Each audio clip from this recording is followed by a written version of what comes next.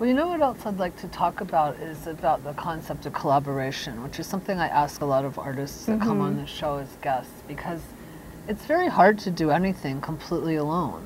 Yeah. I mean, it's inevitably that there's a set designer, a costume designer, lighting people, other dancers, the dancers that even that you're just showing what to do in a certain way is a collaboration. Oh, completely. So tell me a little bit about that, like some of the people besides Meredith Monk that you've collaborated with, what the value of that is and, and your I think it's a great question, Joni, because I think maybe dance is one of the most collaborative art forms that there is, because, you know, you can't sit in a room by yourself and practice the piano for 6 hours by yourself. You have to really be in a room with other people in order to take class, in order to make work.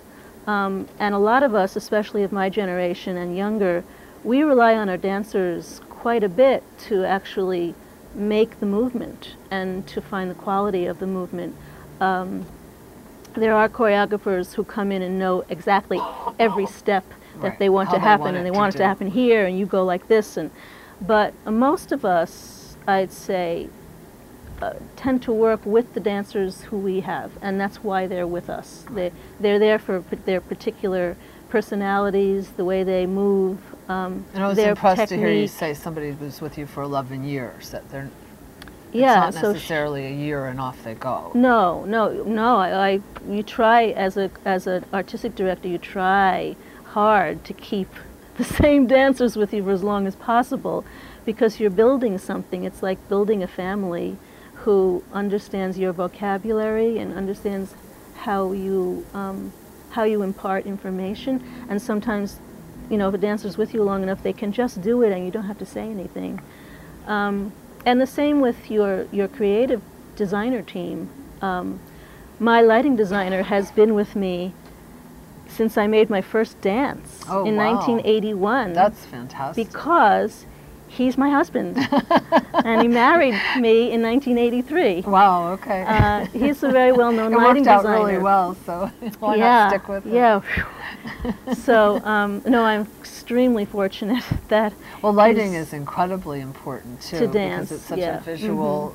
It can create the visual. Absolutely, yes. Sometimes it's the only visual besides the dancers in the space, or even simple costumes. The lighting designer really creates the place and atmosphere. And tell us his name, too. Mitchell Bogard. All right. He's lit dance for 30 years, but he also is in television for the last 20 years. And great.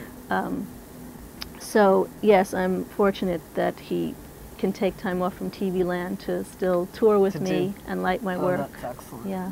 Now, what about costumes? Because with dance, this is so important, not just how it looks, but how someone can move.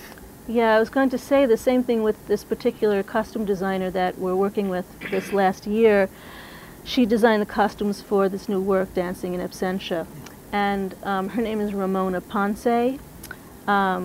And she made these costumes that reflect the video images of Rothko paintings. Oh, you know, the late, Rothko's late floating rectangles. I'm very, very drawn to them. I always have been. And I've always had this feeling that there's something in them about absence and presence and disappearing, feeling like you're looking at them and you could disappear into the paint or appear out of it. And so when I started this piece about the men disappearing and sort of wanting them to reappear, I had a videographer, James Wenger, design Rothko paintings of our own. They're not inspired by. Yes, inspired by, for sure.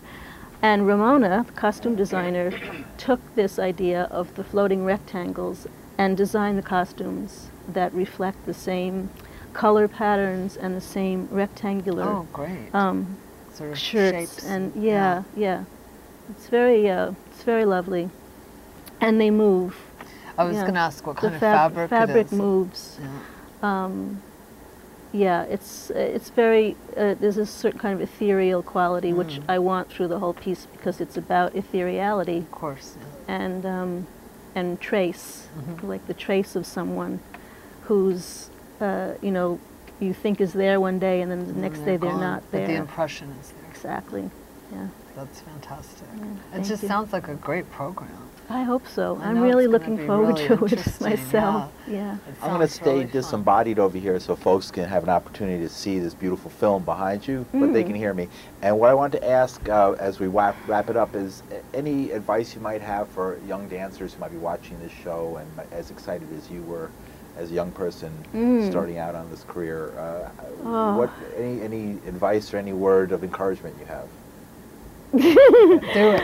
Yeah, I'm going to say probably, you know, you really just do it. I mean, it's a hard profession, and there's a lot of struggling, and there's, you know, very little money. There's no monetary reward. After 50 years, I can pretty much tell you that. But I'm still doing it, and I wouldn't trade it for anything.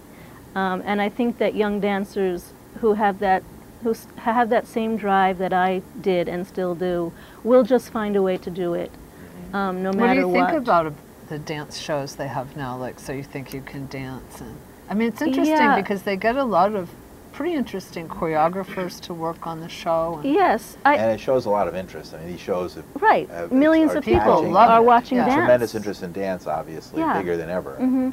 Yeah, well, on the one hand, I think it's fantastic because it's gotten, you know, people who will sit on their couches and watch all sorts of things, all of a sudden they're watching these phenomenal physical, virtuosic bodies, and I think that can only be a plus.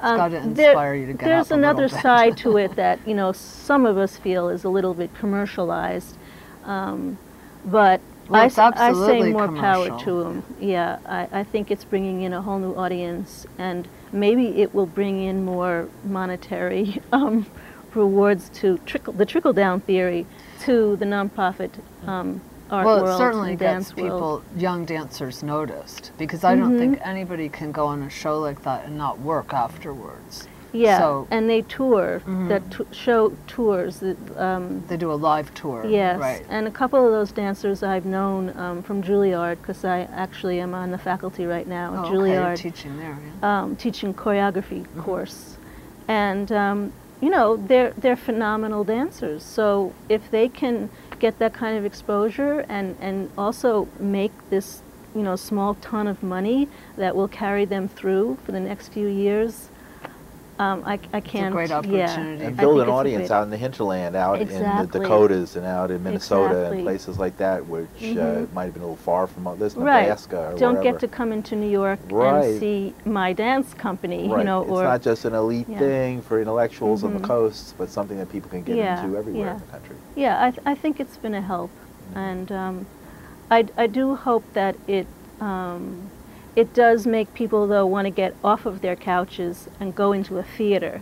That's the other concern. Live, because live theater, there still is nothing like live theater. Even that phenomenal dance energy coming through your television, it doesn't have the real It's on a box, a tiny little box. You can't touch it like you can when you're in a theater. Tell us one more time about the Joyce and where. Half a minute. Yeah, we're at the Joyce, Soho, in Soho.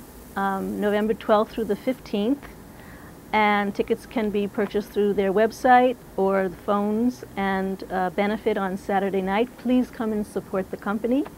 Janis Brenner and Dancers, right? Janis Brenner and Dancers. Great. Well, we really appreciate your being here tonight. Thank you, Joni. It's been a really interesting conversation, and we really enjoyed seeing like at least a portion of the dance film that should be available on Saturday. Yes, they'll be there. Great. Thank you very much. Thank you.